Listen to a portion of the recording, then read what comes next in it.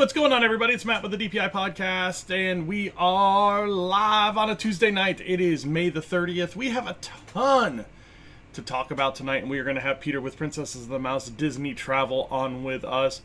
We're going to talk a lot of news tonight. We've got a top three of some sort to talk about, and we will also probably not do a client question, but start talking about the new segment that we are going to have come September. We are kind of in the brainstorming phases of it right now, but I think it's going to be really, really cool to go with the top three segment, and it's going to be more informational content as far as it pertains to the park. So really excited to talk about that tonight as well. Like I said, Peter with Princesses and the Mouse Disney Travel is going to be on with us here in a little bit. He just got home, so we will get into a little bit of the news and save the big travel topics for him when he jumps on. So here we go, guys. Let's have another great show.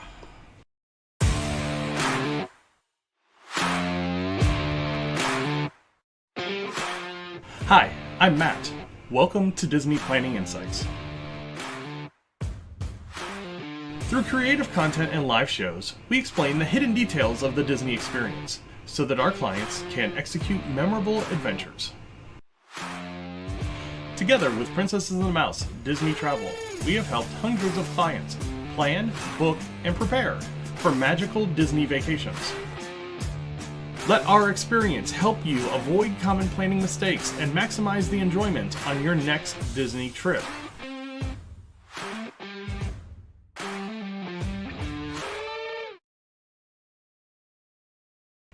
Hey, what's going on, everybody, on this fine Tuesday? It's Matt with the DPI podcast.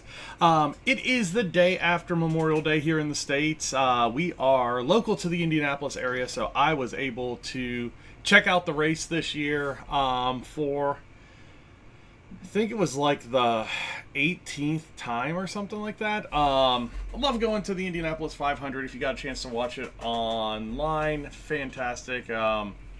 Fantastic finish, at least. It was kind of a boring race for a little while, and then all of a sudden it was like, yeah, we're going to have a great race. So yeah, it's really, really cool to be a part of that. So yeah, I'm watching Peter getting his stuff set up right now. I don't know what happened to my camera. Sure, whatever. Yeah, cool. So no, a lot of things going on as far as Disney is concerned, and we are going to jump into those here in a second. Like I said, Peter with Princesses of the Mouse Disney Travels on with us now, so I am going to go ahead and bring him over here, and we'll start talking some Disney news. So let's get him on the show. Mr. Salvadori, how you doing tonight? Doing well. Just got home. How'd you guys do today? Pretty well. We had two teams going, so kind of pulled in multiple directions. Just gearing up for sectionals next week. There you go. So sectionals is going to, of course, be on Tuesday. No, it's next Monday. All right. Yeah, I guess we could just kind of jump into the news. This is a pretty big news week, so I'm going to go ahead and get the timer up, and we can start talking about the couple of big things that came out.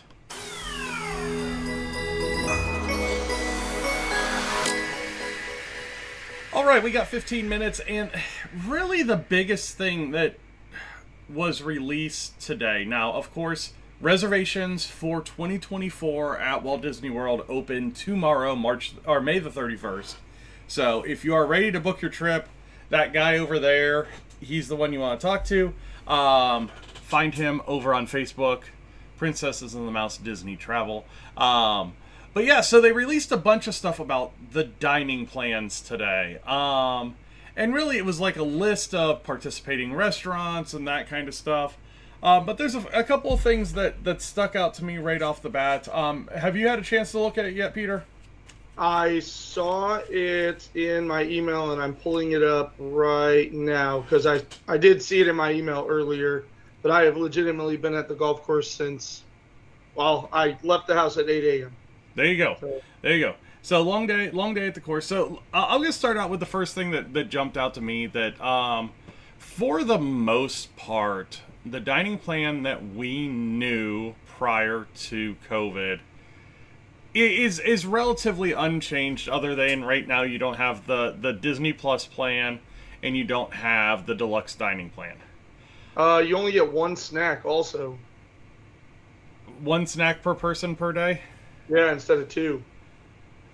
Okay. So there's one of the first big changes. I didn't get into that part sorry. of it. No. And that, I mean, it's good to bring that up, because really when I looked at it, I focused on the restaurants and kind of the credit disbursement for the restaurants. And there were a few restaurants that really kind of jumped off the table as, hey, these are going to be part of the dining plan now.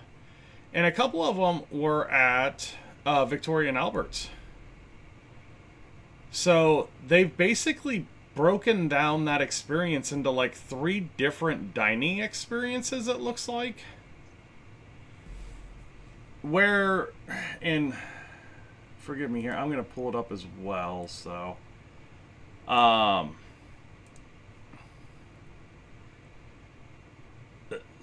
Okay, so let's step back a little bit.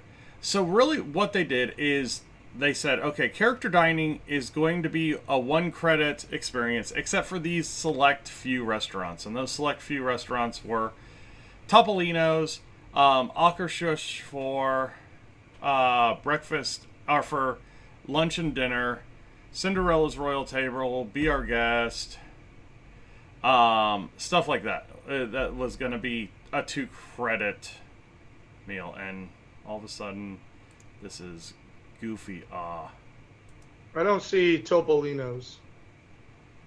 So, and they hide it, which is crazy.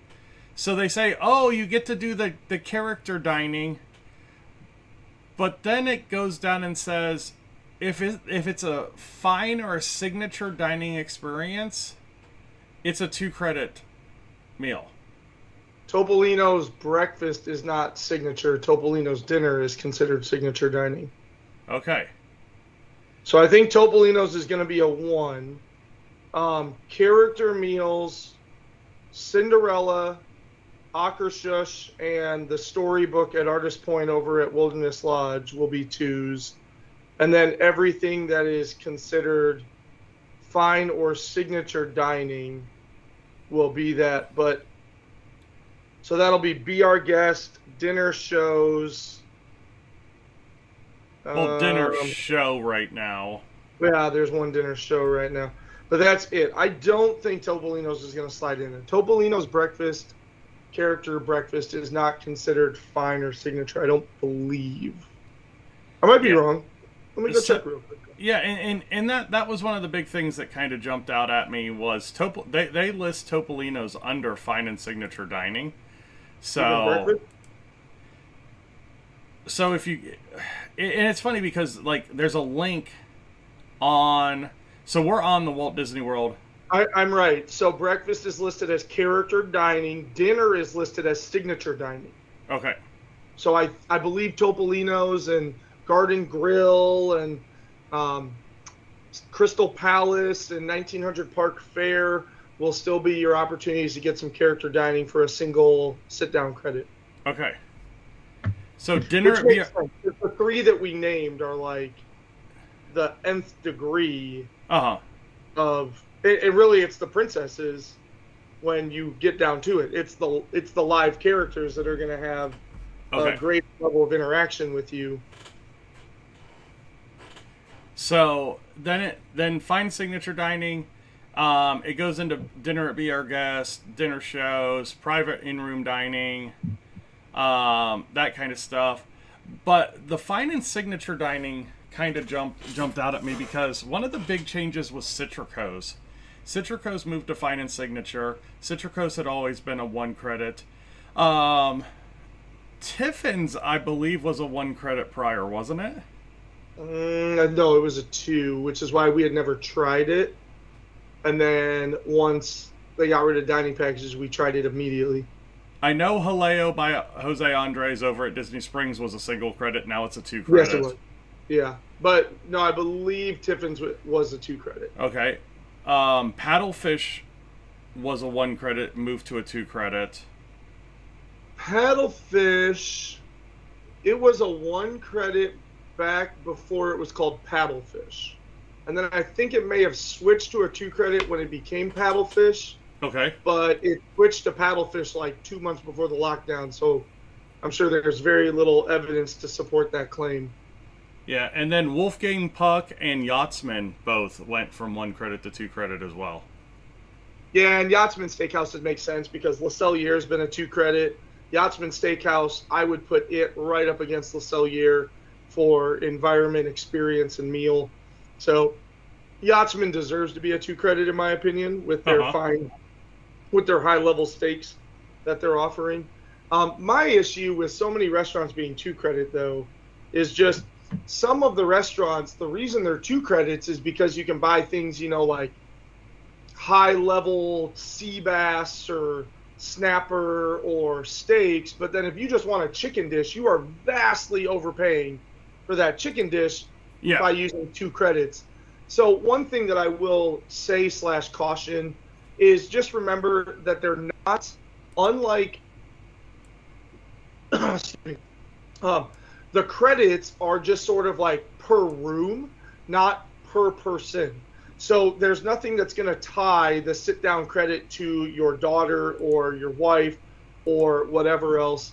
And I would think you should be able to, when the bill comes, say, hi, I'd like to pay for this meal with dining credits and this meal. Now, in the past, you had to choose dining credits or not. So you might still have to say, hey, this meal we're just going to pay for. We're not going to tell them about our dining plan. Yeah. Versus this meal we are going to use our dining credits for. But I would think with more of these restaurants going signature, I would think if you ordered a chicken dish and did not want to spend 2 credits, but somebody else in your party ordered the $65 filet and therefore the 2 credits make sense, I feel like more people are going to be a little bit more uppity about, no, you put that one on one check and this one on another check, just like splitting a bill. Yeah. Scan the magic band for credits here, and I will pay for this one. Yeah. Because, you and I could go and split the bill. Yeah. And if I was on the dining plan and you weren't, it would be no different than if a family of 4 decides to do that a little bit with their bills. Also, pro tip with this coming back, quick service restaurants do allow alcoholic beverages. So just remember, even though you're buying that 10-year-old, 8-year-old, 6-year-old a quick service meal, hey, you get that alcoholic beverage added on there and you just pay for the chocolate milk. Yeah. Yeah, you get yourself a Congaloosh or something, and that's it. Me and Jesse, we feed the family on 3 quick service meals with 3 adult beverages, and then a la carte a couple things in there with some snack credits, and boom, we're all fed. There you go. Looks like refillable mugs are going to be part of each of the dining plans again. As they should be. Yeah.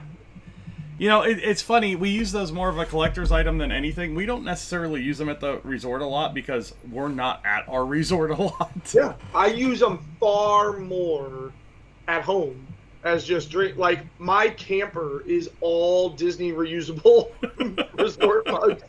Because they're perfect for camping because they're lidded and they're sealable.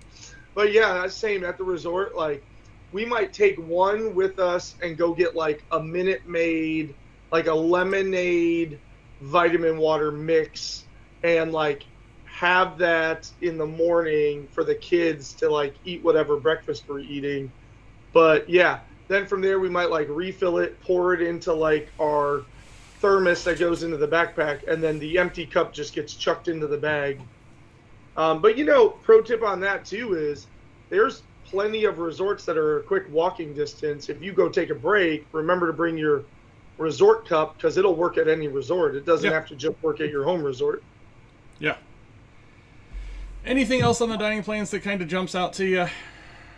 No, everything else, I'm just kind of reading through it.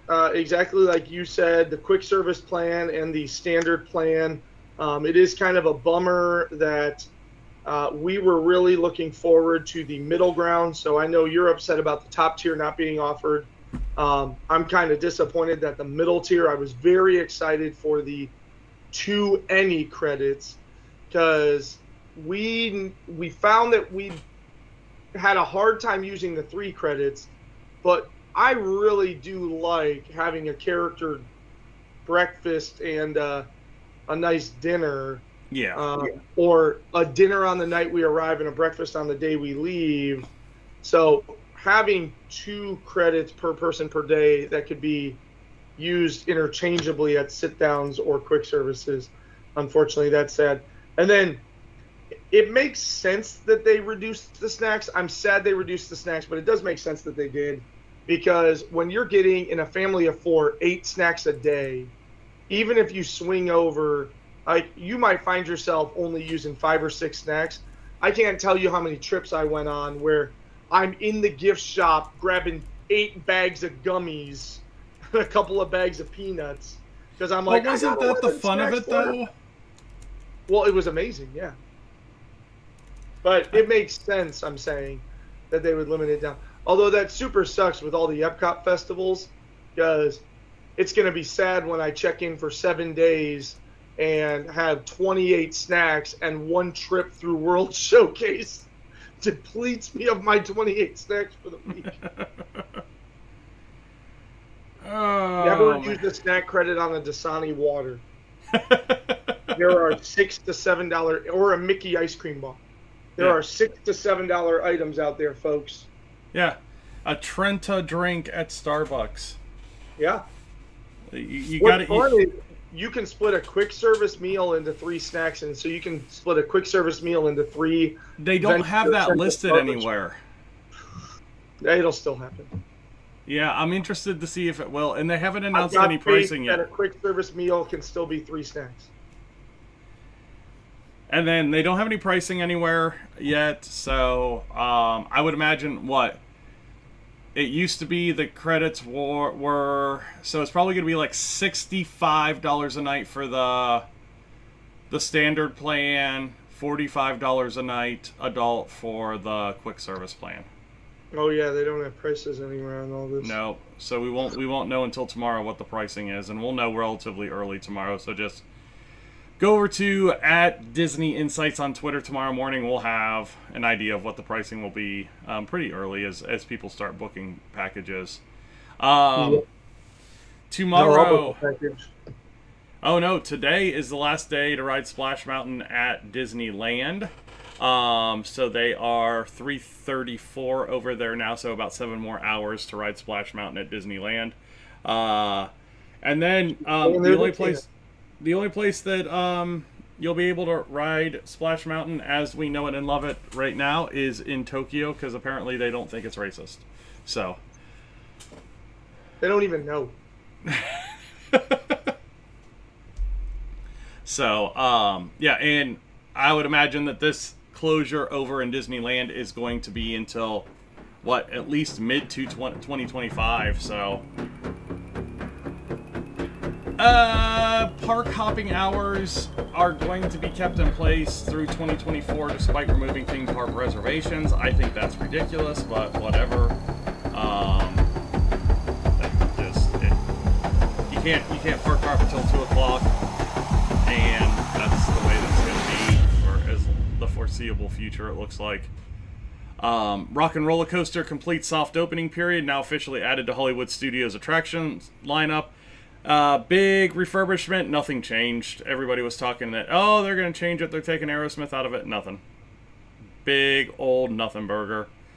And then if you're at Disneyland Paris today, I'm sorry, because you were not able to do anything. There were over 1,000 protesting Disneyland Paris cast members that basically blocked Main Street and ruined the experience for guests.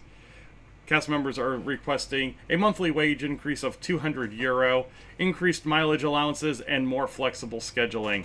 Yeah, it looks like a big old pane in the rear. And then the VI pass holder days from May 31st to June 30th. Pass holders will get a reserve space to cool off and take a break inside sunshine seasons at Epcot. And then they'll have some refreshing drinks for purchase just for the pass holders. A spark of grape shake, grape, guava, passion fruit, orange, and lime.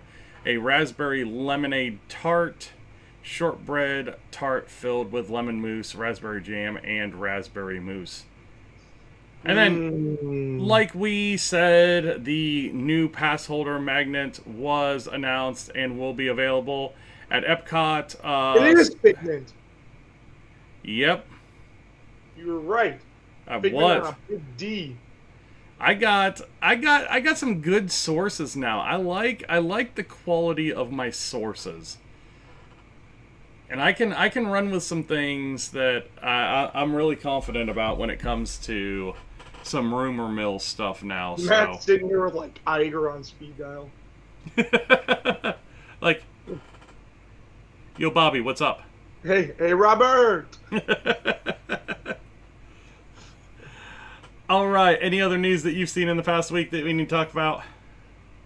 No, not really. I mean, obviously, no. Ooh, National Churro Day. Uh-oh. He's getting distracted by churros. It's Watch Disney, out. though. It's how Disney's celebrating National Churro Day. Yep. June 6th, National Churro Day. All right. So, no, well, not really. that's the news. So it is top 3 time. Let's get into it. Oh, he's got his pen, not his Wookiee. Business trip. Did the people move it wrong? It does tingle a little bit.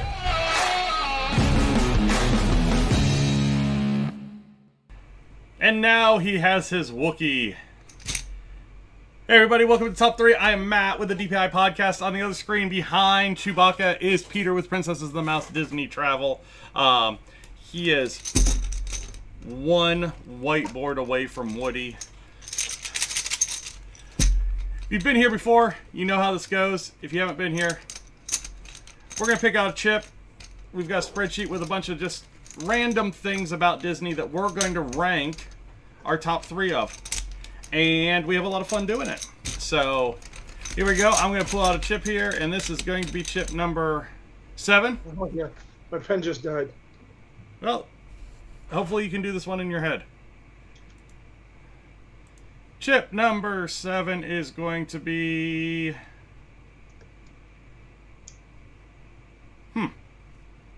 Okay. Things you would change as director of Disney parks. I can't do this in my head.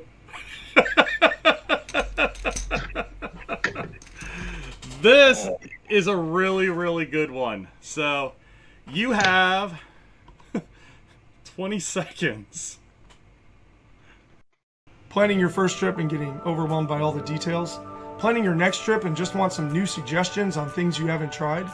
Contact me at Princess of the Mouse Travel, and I'd love to work with you planning your next trip to the most magical place on earth. You can contact Princesses and the Mouse Disney Travel on Facebook at PATM Disney Travel. I'm actually getting pen and paper for this one because this is a really, really, really good one, and we could spend a half-hour show just after we thought about this, putting it together and actually putting it out there. But doing this on the spot is going Much to harder. be... Yeah. Much harder. Now, when we say things we would change, can we incorporate, like, the on-site stay? Yes. Okay. So, a director of Disney parks, I think you would be able to do just about anything parks related, resort related. So, like CEO, like a Josh D'Amaro type position. So... Yeah. My goodness. Okay, I'm going to start because I've got a good third one. And I think it's something that's been needed for a long time. But I would do a refurbishment to the monorail. Huh.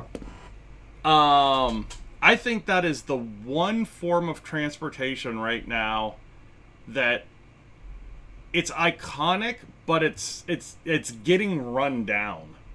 And that they've been kind of trying to spruce up the monorail trains and that kind of stuff, but I think it's time to just pull those trains off the tracks and let's go to version 8, because I think they're they're the Mark 4s right now, aren't they?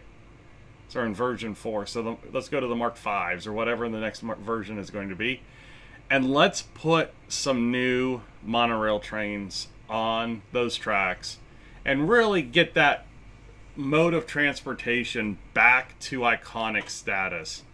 It just, like I said, right now it's very, very like 80s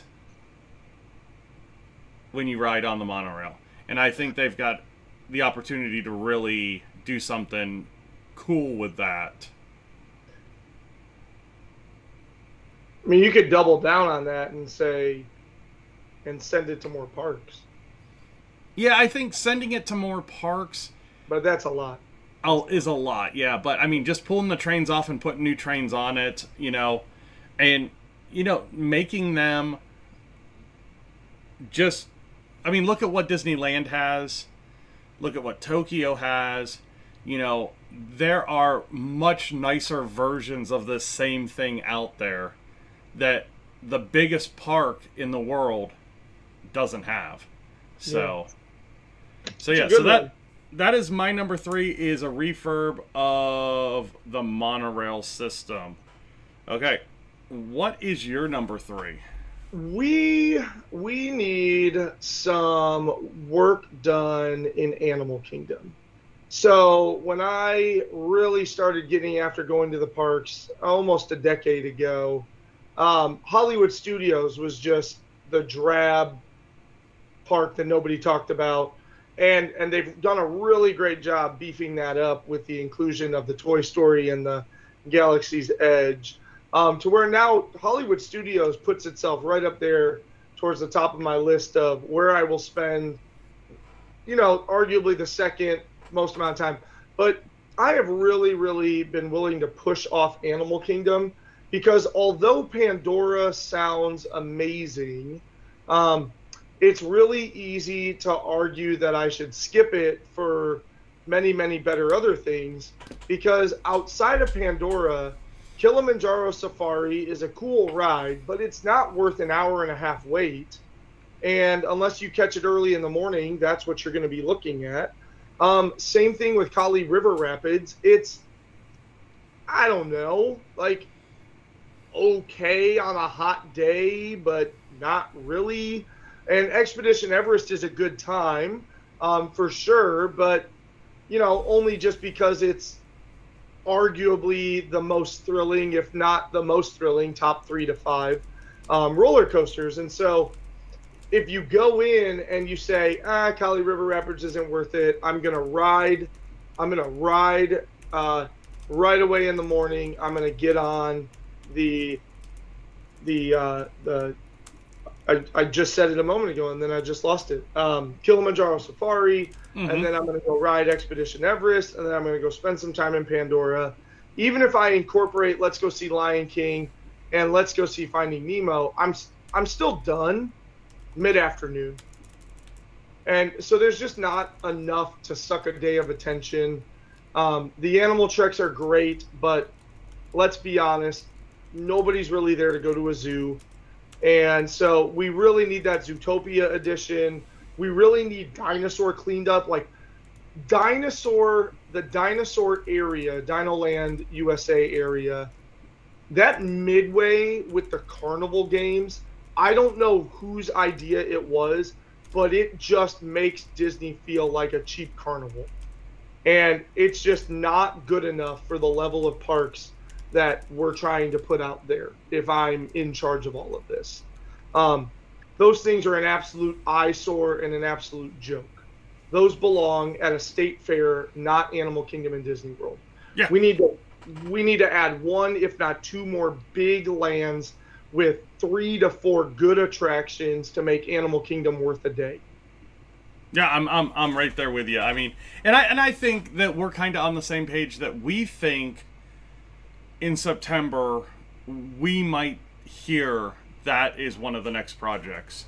And let's put it this expansion. way: if it isn't, it's a huge miss. Because straight up, Animal Kingdom, if we're going to charge $120, $130 a day, Animal Kingdom is straight up not worth that much money. No, and it's not. I have told that directly to some clients. I had a family just a couple weeks ago say, oh, we're between 3 days if we want to do all of them except Animal Kingdom, or 4 days if we want to do Animal Kingdom. I said, how about I switch that on you? You have a 6 and an 8-year-old. What if you do 4 days Magic Kingdom twice? Forget Animal Kingdom at all. Like, when you get to a 5 or 6 day ticket, so now your 5th day is only $30 a person, your 6th day is only $10, $15 a person. Sure, let's throw Animal Kingdom in there, because now it's worth $40, $50 a person. It's not worth a $120 ticket. Shannon put some great ones up here. We'll get to hers after we get through ours. So let's go ahead. Let's jump into number 2. My number 2 will come after you guys give us some ideas for new topics on the top 3 show. So go over to the webpage. It's about to come up here, but if you are listening, it's PATM disneytravel.wixsite.com/planning, and give us an idea for a top 3 show. We've had some great ones that have come through that we have used in shows, so love to hear what you want us to come up with our top 3 of, because this is kind of fun to, I mean, especially something like this where we really have to think about it, really get those juices going. So definitely go over to the website, or throw an idea down in the comments, or hit us up on one of the social media accounts. We'd love to hear from you and answer one of your top 3 ideas. So my number 2 is very much because of my trip to Paris. I think we need a true Epcot Gate Hotel. And I think it's a huge opportunity. You could have the monorail going behind it, but have the people that are coming from the Epcot parking lot walk under this hotel as the entrance. You can make it to where you can still see Spaceship Earth in the back and all that, but just give us an Epcot hotel on the front of the park that is worth something. That's a good idea, because literally you could just slide the monorail station back a little bit and incorporate it into this hotel that you build. You could even leave the monorail station as it is and make it an open air station that connects to the back of the hotel. Yeah, the back side of that hotel. Yeah.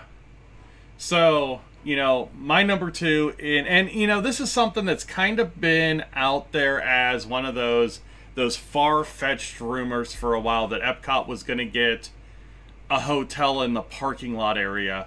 And it's just kind of been out there, and nothing's really come of it. But no, I really think like a true gate hotel would be really cool. I don't know, man. I don't know if I would want a park view on that, because that globe is illuminated all night long. I don't know if I want. Oh, hey guys. You'd have blackout curtains. I'm just saying, it's going to feel a lot like Amsterdam. Sleeping on a park view, and you don't pull all the curtains. But think about the rooms on the back of that hotel, though, when they bring a new fireworks show, and if they No, that incorporate... would be amazing. No, I'm being completely facetious when I say that. Yeah. Yes, it would, and I would stay there in a heartbeat. And so many people would. That would become like if you're doing Disney without kids, that is the bucket list hotel. It would shift away from beach and yacht and boardwalk to, let's go stay in that. Yeah. For sure. So that's a really good one. That is my number 2. Peter, what is your number 2? I'm just going to kind of state an obvious here. We need to really look at what we are trying to accomplish with the parks division of the company, because and it's evidenced right now. Now, granted, May is normally slow, and we expect an uptick back into June and July. But, and I alluded to this in my first one, Disney parks are pricing out people. Yes. They really are.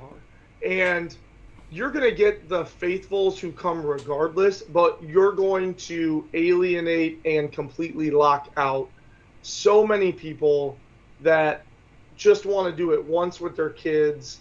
And I don't know, if I were king for a day, I would slide it back to 2020, 2021 prices and call that, yes, but the rising cost of this and the rising cost of that, but man, I don't know. You have got to figure out whatever it is, but this soaring,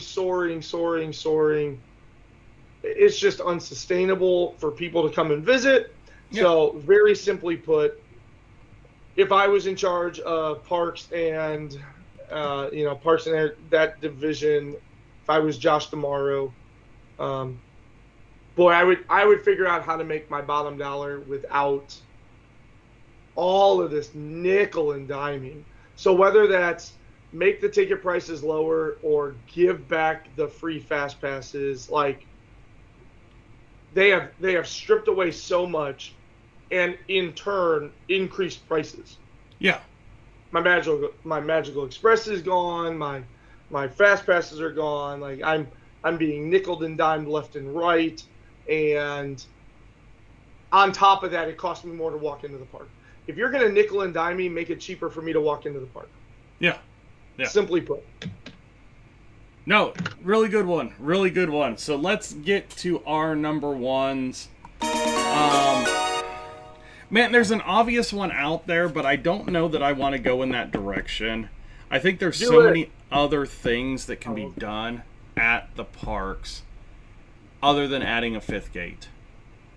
But I think Walt Disney World is very much in need of a fifth gate. Whether it's a Villains park, whether it's a Marvel park, whether it's a, just some other concept park, we're getting to the point where even on the busy days, it's starting to get unbearable to go to the parks again. And a fifth gate would spread that out. Now, a fifth gate, I mean, you're talking 5 years down the road.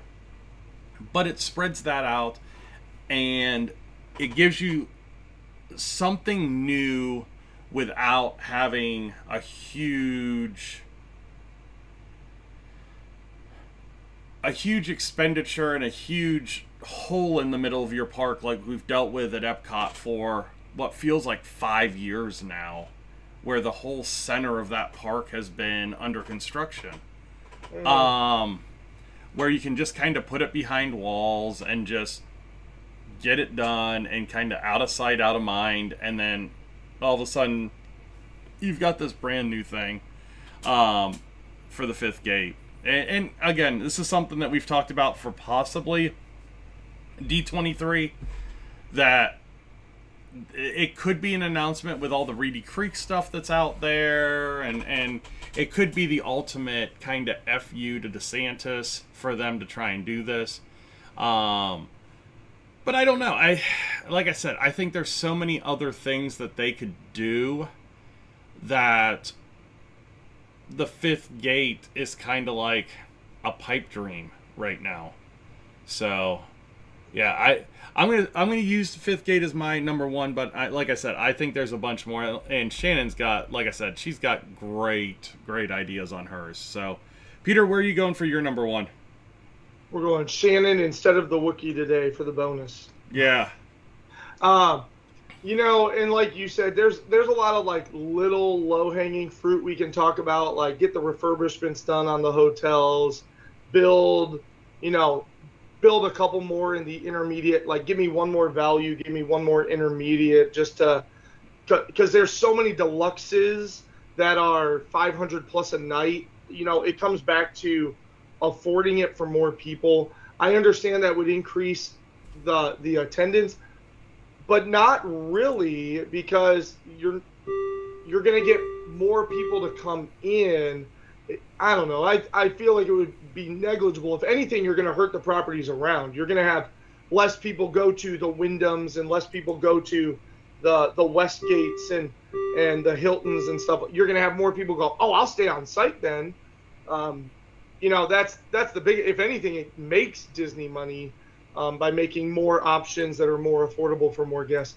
But the thing I'm going to go back to Animal Kingdom. With the failure of show after show after show happening in that lagoon, you have got to figure your stuff out. And it is crazy. Like, you can argue Fantasmic is Hollywood Studios' nighttime show, which I will argue here. But even on top of that, they have projection to the theater and a decent soundtrack. And I know we can't launch shells. I 100% agree and feel like you cannot launch shells into the sky. But in the age of lasers and pyrotechnics and drones, you are telling me that you cannot put a show in the sky over that lagoon to close out the night, or around the Tree of Life to go along with the little projection that's done there. Bonkers. Again, Animal Kingdom has fallen so far behind in my mind. So I'm sorry to use 2 of my 3 focusing on Animal Kingdom, but it's not worth being there in the day. It's not worth being there in the night. It is just, and they all go together, because if you're not going to lower the prices, it's just straight up not worth going and being at Animal Kingdom these days. But for that park to not have a culminating end the night thing like all the other 3 parks do is just bad. It's just bad. In the age of things that we are able to do with technology, to not have that. Run the electric light parade across the lake. I don't think. It's something that makes people want to go sit down and watch and close out their night and feel like you've put a nice little bow on the package of Animal Kingdom Day. Well, and I think you're seeing a lot of parks go to these drones. They've run now 2 drone shows in Disneyland Paris, the Disney Delight show, and then the Avengers show over at their Studios Park. Dollywood, Kings Island, Cedar Point, all these big national regional parks are putting drone shows up. So it would make a lot of sense. I really think that they're going to incorporate drones into the Epcot show. Right. Get over to Animal Kingdom. Yeah. Yeah. Harmonious was just fine. I enjoyed Harmonious. I thought it was a fantastic little show. And that's Harmonious is not ever going to get the love it deserved, because it was one of those shows. Harmonious Live was the best thing that Disney Plus put out as far as a Disney live production. And then I was there when they were setting up to film that. And then the Harmonious, the show, was absolutely spectacular in person.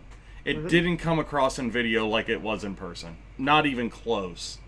No, it was a very good show, and it was filled with many emotional scenes, and it told a story of celebrating the animation history of Walt Disney Company. It was a good, and it highlighted the more multicultural things that Disney has done. I will say that too, over just throwing a bunch of princesses up on the screens. So, yeah, you and I have speculated before that drones are coming to Epcot, which I totally think we're right on. But send those things to Animal Kingdom. You have no reason for a family to stay into the night other than to, look at the bioluminescence in Pandora on the floating mountains. Well, and that's Shannon just chimed in. She goes, Peter's right. There isn't really anything keeping guests in Animal Kingdom until dark, which is the best time to see Pandora. Right, which is when, and that's why you're getting a lot of Magic Kingdom and Epcot are asked to elbow, because why would I stay? If I have the ability to leave Animal Kingdom, I will not be in Animal Kingdom at the end of the day. Yeah. Exactly. Because you have Exactly. nothing holding me there to then go see the other cool things like Shannon brought up. Yeah, and here's the thing. You know, Shannon, you and Shannon were kind of on the same page with this tonight. So her number 3 was bring back the Spirit of Aloha dinner show, which, yes. That's a good one. Unfortunately, it's been replaced by a giant ass tower. They can dance on top of it. That spot's been filled. Her number 2 goes along with your adding more moderate resorts. Add a fun themed table restaurant to Art of Animation. That would kick it up into intermediate because or Pixar dining. Yeah, right. You know, because like they're already kind of charging intermediate prices. You're basically getting suites for the cost of a deluxe studio at a better resort. So yeah, throw in a Pixar dining where I get to meet Sully and Woody, Buzz Lightyear. Yeah. I think that makes a ton of sense because you could do like Joy and Sully and Buzz Lightyear, and they've got a lot of those characters in the park already. Right. Exactly what I was thinking. I was like, let me think of ones that they already have costumes for. Yeah. Toss those into a character meal all day long from breakfast, like into a Chef Mickey situation. Or they could do something like they've got on the cruise ships, where they have the screens where the sketches come to life and talk to you at your table. Yeah. So, you know, there's a lot of ideas there. And then number 1 for her was the fast pass system, free fast pass system for resort guests. Yep. I mean, yeah, Shannon and I kind of like overlapped one another with the ideas. No, but that was a really, really good one. I like thinking like that. We need to think about more like those, you know, maybe make them a little bit more park specific and that kind of stuff. Yeah, and then you can text Bobby the link, and then, you know, when they need somebody to come in and do a job, they'll just hire us off the street. Yeah, we can be their think tank. Yeah. They're called Imagineers, Matt. Oh. Well, they haven't been very imaginative here lately, so. I'm just saying, yeah. I don't know, man. It's all about the green. I have said this before, and this was the topic of mine. Walt Disney is rolling in his grave looking at the financial approach to the entertainment of people at the parks. Because it is very much right now, it's like Disney has created a bunch of Dorises from Meet the Robinsons, by the way, that are just like taking their claws and pulling out wallets.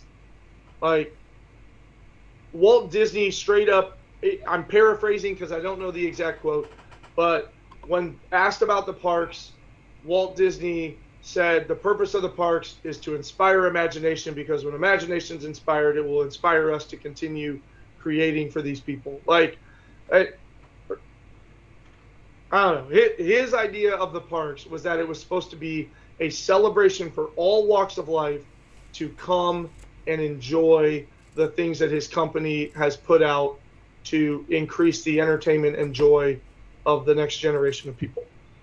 And when you charge me $140 to walk in, plus $30 per person to have Disney Plus, plus $18 per person to ride this one ride, plus no dining plan, plus you can't park hop till 2.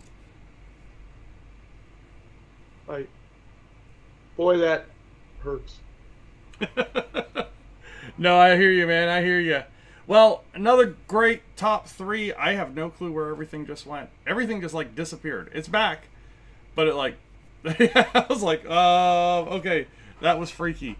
All right, well, guys, thanks for joining us tonight on a top 3. Thanks for joining us for the news segment earlier. If you do have any questions, you can reach out to us. You can find Peter over on Facebook at PATM Disney Travel, or just type in Disney Travel Agent over on Facebook. You can find me at DPI Podcast or over on Twitter at Disney Insights. Thank you again for joining us tonight. We are going to get out of here. Bye now.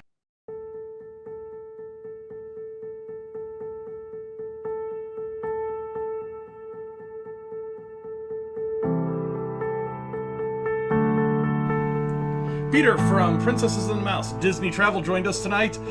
We had a news segment talking about the dining plans, and our top 3 was what would we do as Parks Director of Disney Parks.